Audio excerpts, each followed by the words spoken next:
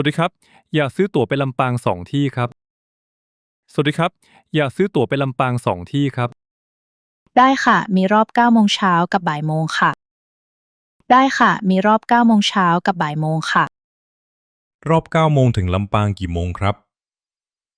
รอบ9โมงถึงลำปางกี่โมงครับประมาณ10โมงครึ่งค่ะ ใช้เวลาเดินทางชั่วโมงครึ่ง ประมาณ10โมงครึ่งค่ะ ใช้เวลาเดินทางชั่วโมงครึ่ง ตั๋วราคาเท่าไหร่ครับตั๋วราคาเท่าไหร่ครับคนละ50บาทค่ะ เป็นรถไฟชั้น3นะคะ คนละ50บาทค่ะ เป็นรถไฟชั้น3นะคะ แล้วขากลับจากลำปางมีกี่โมงบ้างครับแล้วขากลับจากลำปางมีกี่โมงบ้างครับมีรอบ4โมงเย็นและรอบสุดท้ายคือ6โมงเย็นค่ะ มีรอบ4โมงเย็นและรอบสุดท้ายคือ6โมงเย็นค่ะ ขากลับต้องจองล่วงหน้าไหมครับขากลับต้องจองล่วงหน้าไหมครับซื้อที่สถานีลำปางก่อนขึ้นรถได้เลยค่ะ ซื้อที่สถานีลำปางก่อนขึ้นรถได้เลยค่ะ โอเคครับซื้อตั๋วรอบ9โมงเช้า2ใบครับโอเคครับซื้อตั๋วรอบ9โมงเช้า2ใบครับนี่ค่ะตั๋วเดินทางปลอดภัยนะคะ นี่ค่ะตั๋วเดินทางปลอดภัยนะคะ Going to work in my mind for Elderdam Saiju. AKL Soming for Lighted Keel Canoe.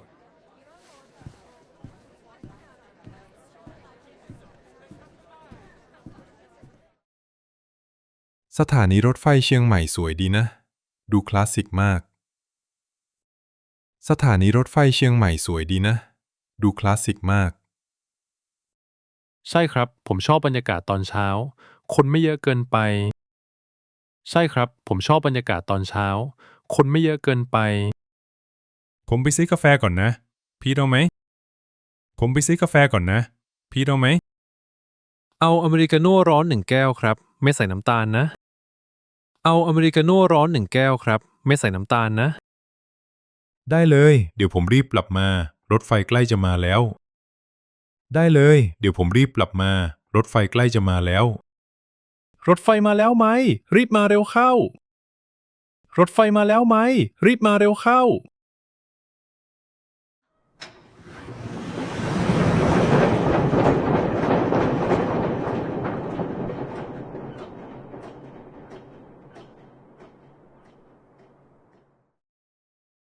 สวัสดีครับนั่งวิคนนะครับสวัสดีครับนั่งวิคนนะครับเชิญครับพวกคุณจะไปไหนกันครับเชิญครับพวกคุณจะไปไหนกันครับพวกเราจะไปลงที่สถานีขุนตาลครับพวกเราจะไปลงที่สถานีขุนตาลครับอ๋อไปเดินป่าที่ดอยขุนตาลเหรอครับอ๋อไปเดินป่าที่ดอยขุนตาลเหรอครับใช่ครับดอยขุนตาลเป็นอุทยานแห่งชาติใช่ครับดอยขุนตาลเป็นอุทยานแห่งชาติ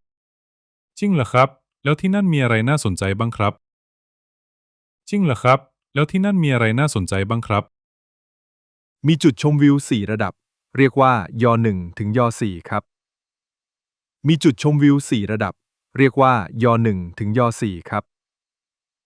ย่อมาจากยุทธศาสตร์เพราะเคยเป็นที่พักทหารสมัยสงครามครับย่อมาจากยุทธศาสตร์เพราะเคยเป็นที่พักทหารสมัยสงครามครับว้าวข้อมูลดีมากเลยครับขอบคุณครับว้าวข้อมูลดีมากเลยครับขอบคุณครับส่วนใหญ่คนชอบไปถ่ายรูปหน้าอุโมงค์ขุนตาลด้วยครับสวยมากส่วนใหญ่คนชอบไปถ่ายรูปหน้าอุโมงค์ขุนตาลด้วยครับสวยมาก ขอบคุณสำหรับข้อมูลดีๆนะครับขอบคุณสำหรับข้อมูลดีๆนะครับขอให้สนุกกับการเดินป่านะครับโชคดีครับขอให้สนุกกับการเดินป่านะครับโชคดีครับ ขอบคุณครับเที่ยวลำปางให้สนุกนะขอบคุณครับเที่ยวลำปางให้สนุกนะ你证实你会气撇波，我不是你是蚂蚁。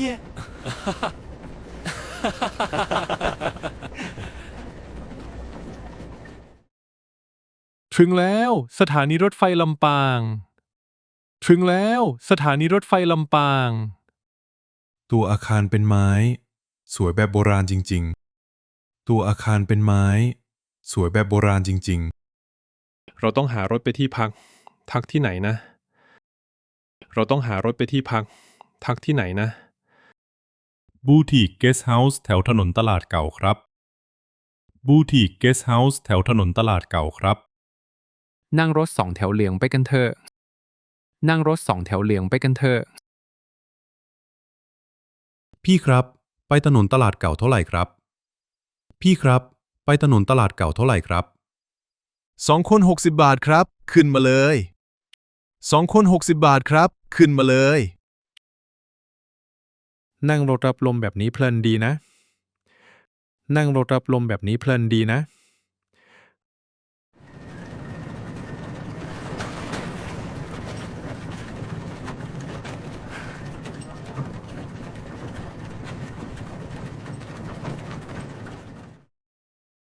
สวัสดีครับ จองห้องไว้ชื่อพีทครับ สวัสดีครับ จองห้องไว้ชื่อพีทครับ สวัสดีค่ะ ยินดีต้อนรับนะคะ ได้แล้วค่ะ นี่กุญแจห้องค่ะ สวัสดีค่ะ ยินดีต้อนรับนะคะ ได้แล้วค่ะ นี่กุญแจห้องค่ะ บ้านไม้หลังนี้สวยมากเลยครับ บรรยากาศอบอุ่นดี บ้านไม้หลังนี้สวยมากเลยครับ บรรยากาศอบอุ่นดี ขอบคุณค่ะ เป็นบ้านเก่าที่นำมาปรับปรุงใหม่ให้ทันสมัยค่ะ ขอบคุณค่ะ เป็นบ้านเก่าที่นำมาปรับปรุงใหม่ให้ทันสมัยค่ะ ผมชอบหน้าต่างไม้แบบนี้จัง เปิดรับลมได้ดี ผมชอบหน้าต่างไม้แบบนี้จัง เปิดรับลมได้ดี เชิญพักผ่อนตามสบายนะคะ เชิญพักผ่อนตามสบายนะคะ เดี๋ยวเราเก็บของเสร็จแล้วลงมาคุยกันนะครับ เดี๋ยวเราเก็บของเสร็จแล้วลงมาคุยกันนะครับ ได้ครับ อยากถามที่เที่ยวเพิ่มด้วย ได้ครับ อยากถามที่เที่ยวเพิ่มด้วย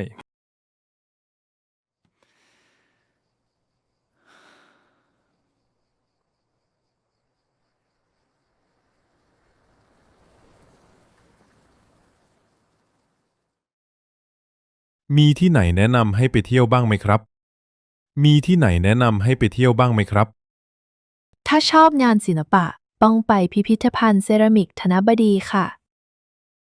ถ้าชอบงานศิลปะต้องไปพิพิธภัณฑ์เซรามิกธนบดีค่ะ ควรไปช่วงกี่โมงนี่ครับ ควรไปช่วงกี่โมงนี่ครับ ไปช่วงบ่ายโมงกำลังดีค่ะ มีเวิร์กช็อปเพ้นสีด้วย ไปช่วงบ่ายโมงกำลังดีค่ะ มีเวิร์กช็อปเพ้นสีด้วย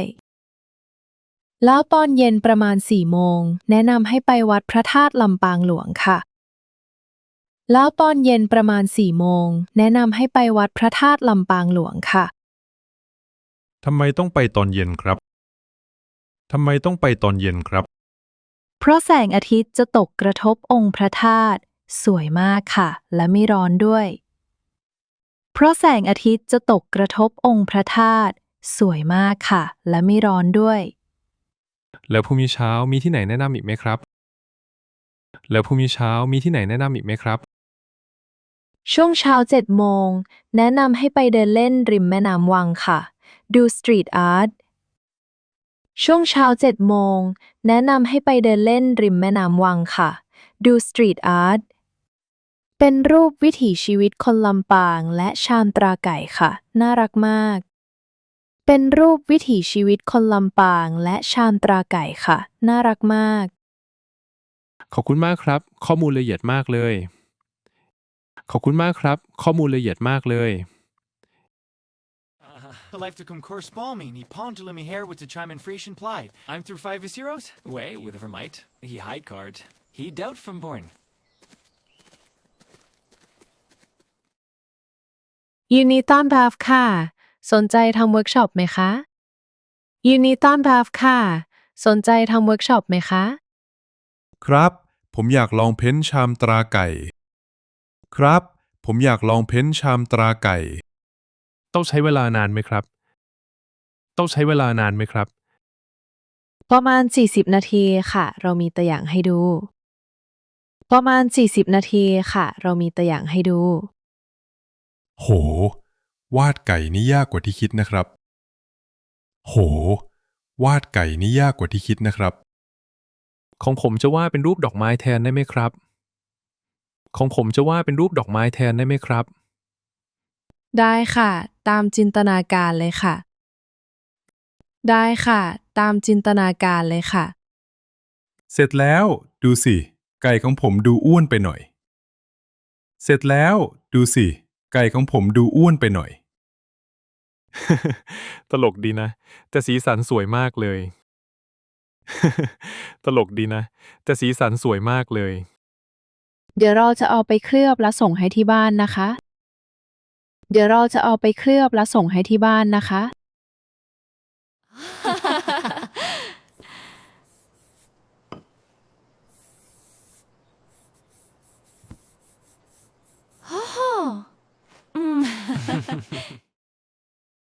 สวัสดีครับ ผมลุงสม จะพาทัวร์เมืองลำปางด้วยรถม้าครับ สวัสดีครับ ผมลุงสม จะพาทัวร์เมืองลำปางด้วยรถม้าครับ สวัสดีครับลุง รถม้าสวยและสะอาดมากเลย สวัสดีครับลุง รถม้าสวยและสะอาดมากเลย ขอบคุณครับ ลุงดูแลอย่างดีทุกวัน ขอบคุณครับ ลุงดูแลอย่างดีทุกวัน เราจะไปเส้นทางไหนบ้างครับ เราจะไปเส้นทางไหนบ้างครับ เราจะผ่านหอนาฬิกาและย่านตึกเก่าแถวนี้ครับ เราจะผ่านหอนาฬิกาและย่านตึกเก่าแถวนี้ครับ เสียงเท้าเกือกม้ากระทบถนน ฟังดูคลาสสิกจัง เสียงเท้าเกือกม้ากระทบถนน ฟังดูคลาสสิกจัง เป็นเสน่ห์ของเมืองลำปางที่หาดูที่อื่นไม่ได้แล้วครับ เป็นเสน่ห์ของเมืองลำปางที่หาดูที่อื่นไม่ได้แล้วครับ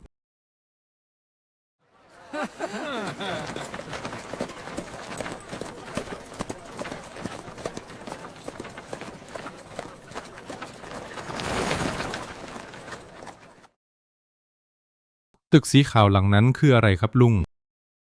ตึกสีขาวหลังนั้นคืออะไรครับลุง นั่นคือตึกศาลากลางเก่าครับ สร้างมาตั้งแต่สมัยรัชกาลที่ 5 นั่นคือตึกศาลากลางเก่าครับ สร้างมาตั้งแต่สมัยรัชกาลที่ สถาปัตยกรรมสวยมาก เหมือนกึ่งยุโรปเลย สถาปัตยกรรมสวยมาก เหมือนกึ่งยุโรปเลย 5 ใช่ครับ สมัยนั้นไม้สักที่ลำปางดังมาก ชาวต่างชาติมาทำป่าไม้เยอะ ใช่ครับ สมัยนั้นไม้สักที่ลำปางดังมาก ชาวต่างชาติมาทำป่าไม้เยอะ อ๋อ มิน่าล่ะถึงมีบ้านไม้สวยๆเต็มไปหมด อ๋อ มิน่าล่ะถึงมีบ้านไม้สวยๆเต็มไปหมด เดี๋ยวลุงจะจอดให้ถ่ายรูปที่สะพานรัศดาพิเศษกนะครับ เดี๋ยวลุงจะจอดให้ถ่ายรูปที่สะพานรัศดาพิเศษกนะครับ สะพานสีขาวที่มีรูปไก่ใช่ไหมครับ สะพานสีขาวที่มีรูปไก่ใช่ไหมครับ ถูกต้องครับ เป็นสัญลักษณ์สำคัญของที่นี่เลย ถูกต้องครับ เป็นสัญลักษณ์สำคัญของที่นี่เลย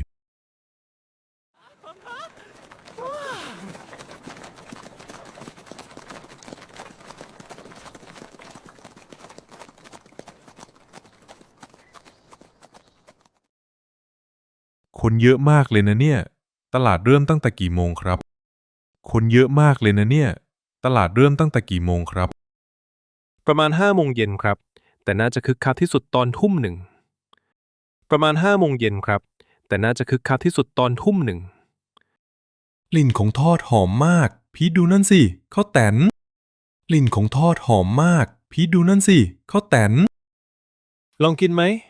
แม่ค้า รสไหนขายดีที่สุดครับ ลองกินไหม แม่ค้า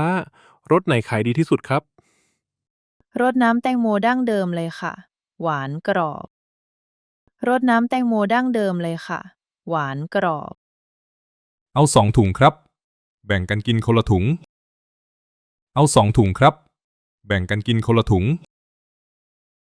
กินแล้วหยุดไม่ได้เลยนะเนี่ย อร่อยจริงๆ กินแล้วหยุดไม่ได้เลยนะเนี่ย อร่อยจริงๆ นั่นเขาขายอะไรครับ คนมุงเยอะจัง นั่นเขาขายอะไรครับ คนมุงเยอะจัง อ๋อ ขนมถ้วยครับ ทำสดๆร้อนๆเลย อ๋อ ขนมถ้วยครับ ทำสดๆร้อนๆเลย ซื้อไปกินที่พักด้วยดีกว่า ซื้อไปกินที่พักด้วยดีกว่า顾大佛嘛，大爷。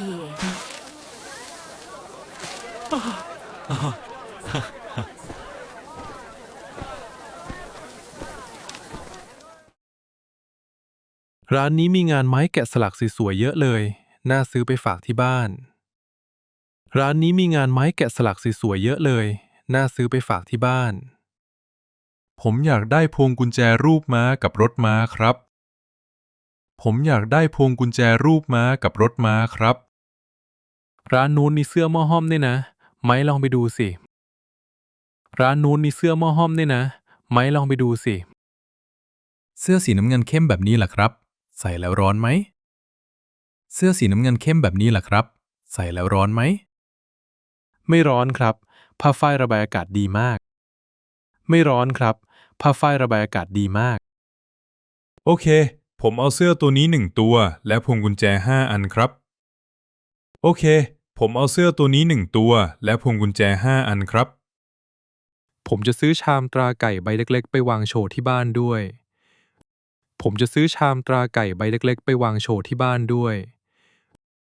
ซื้อเยอะระวังกระเป๋าหนักนะพีท ซื้อเยอะระวังกระเป๋าหนักนะพีท ไม่เป็นไรครับ ขากลับแล้วนั่งรถไฟสบายอยู่แล้ว ไม่เป็นไรครับ ขากลับแล้วนั่งรถไฟสบายอยู่แล้ว